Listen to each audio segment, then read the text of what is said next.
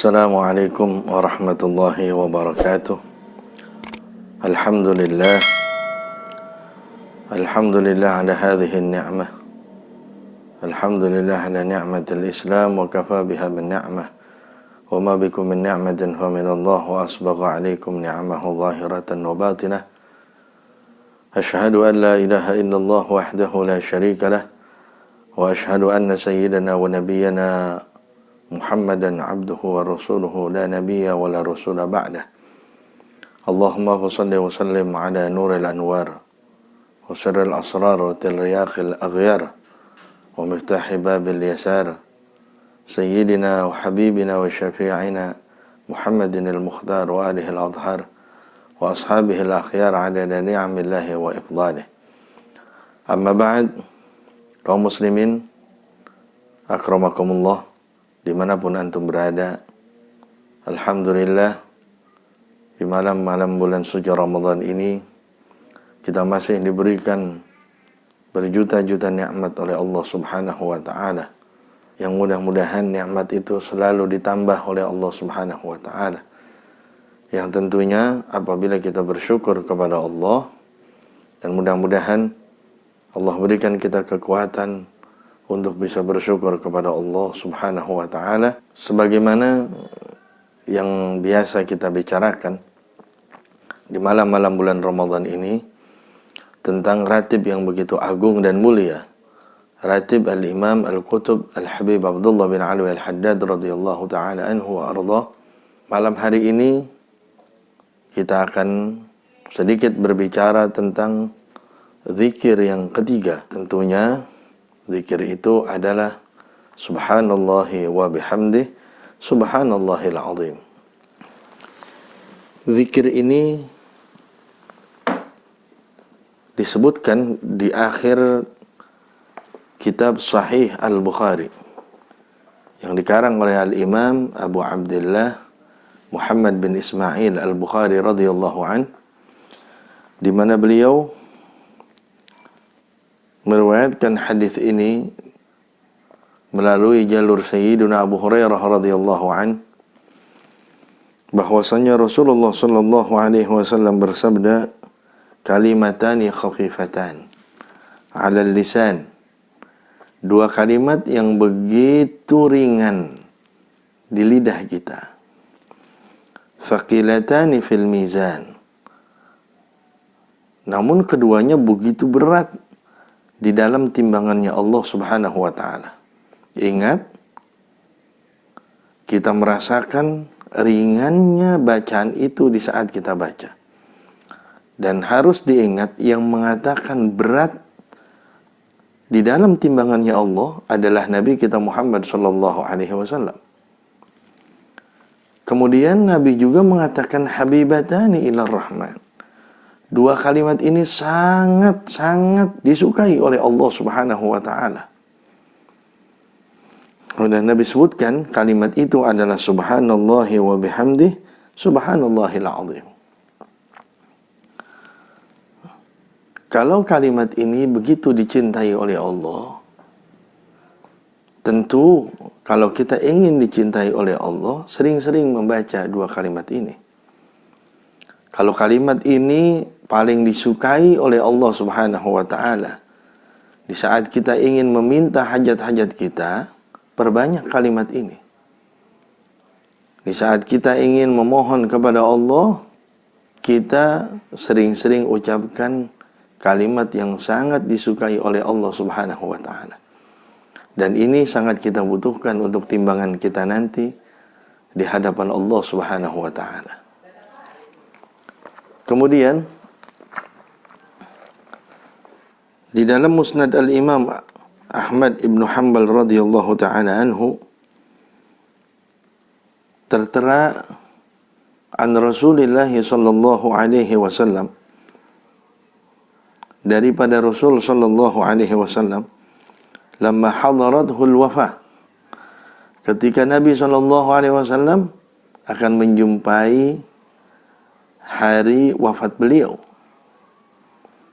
Sebentar lagi beliau wafat. Da'a ibnatah, beliau sallallahu alaihi wasallam memanggil putrinya. orang yang sangat dicintai oleh Nabi sallallahu alaihi wasallam tidak lain Sayyidatuna Fatimah Az-Zahra radhiyallahu anha wa ardhaha. Faqala laha amuruki. Kemudian Nabi berkata kepada beliau, aku perintahkan kepadamu wahai As-Sayyidah Fatimah, subhanallahi wa bihamdih, untuk membaca subhanallahi wa bihamdih, fa innaha salatu kulli syai' wa biha yurzaku kullu syai'. Kata Nabi sallallahu alaihi wasallam, salatnya segala sesuatu itu, segala makhluk Allah Subhanahu wa taala yang kita jumpai, makhluk itu berupa benda mati dan lain sebagainya, adalah subhanallahi wa bihamdih.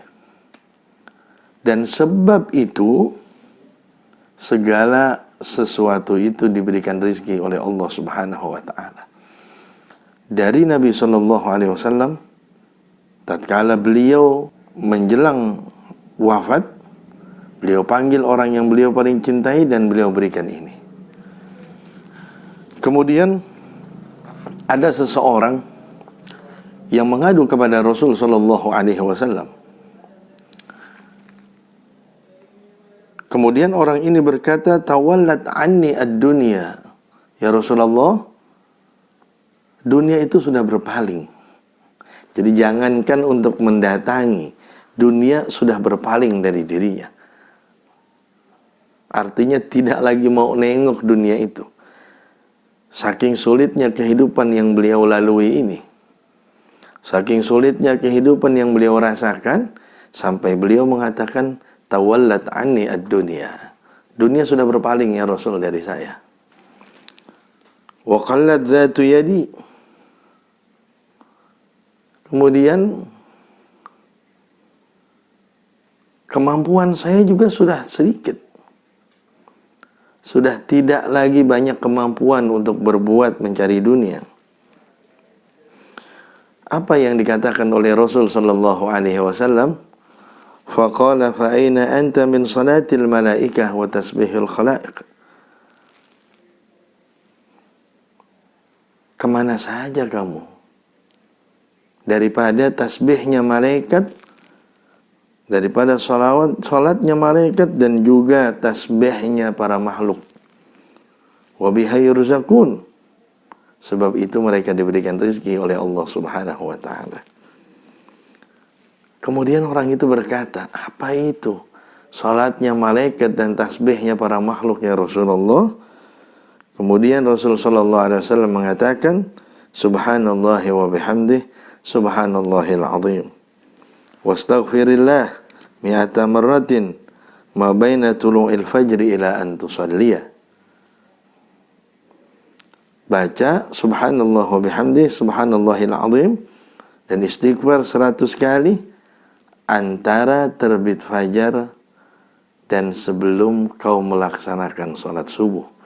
Dan itulah yang dikerjakan oleh para as-salafus saleh dari kalangan habaib terutama, yang kami rasakan, yang kami dengar. Itulah yang mereka selalu kerjakan. Sebelum mereka melaksanakan sholat subuh, mereka berzikir subhanallahi wa bihamdih, subhanallahil azim, astaghfirullah sebanyak 100 kali. Bagi kita yang masih sangat mencintai dunia, cerita ini amat sangat memberikan kita semangat dan motivasi untuk berharap kepada Allah Subhanahu wa taala bahwa apa yang kita rasakan pernah dirasakan oleh sahabat Nabi SAW. Dan mereka mengeluhkan keluhannya kepada Rasul. Mereka ingin meminta jalan keluar, saran dari Rasulullah SAW. Apa itu sarannya? Apa itu jalan keluarnya? Rasul pun memberikan jalan keluar. Dan Rasul pun memberikan saran agar membaca subhanallah wa bihamdih, subhanallahil azim, astaghfirullah. 100 kali sebelum kita melaksanakan sholat subuh, tentunya setelah masuk waktu subuh. Dan itu tertera di dalam Ratibul Haddad. Jadi itu kenapa kalimat yang begitu agung itu disusun oleh beliau dan masuk ke dalam Ratibul Haddad, yang memang beliau mengerti betul, paham betul tentang rahasianya, kemuliaannya, keagungannya. Mudah-mudahan kita bisa selalu membacanya, istiqamah di dalam membacanya, dan yang paling penting tidak pernah putus asa dan tetap yakin kepada Allah Subhanahu wa taala. Wallahul muwaffiq ila aqwamit thariq. Wassalamualaikum warahmatullahi wabarakatuh.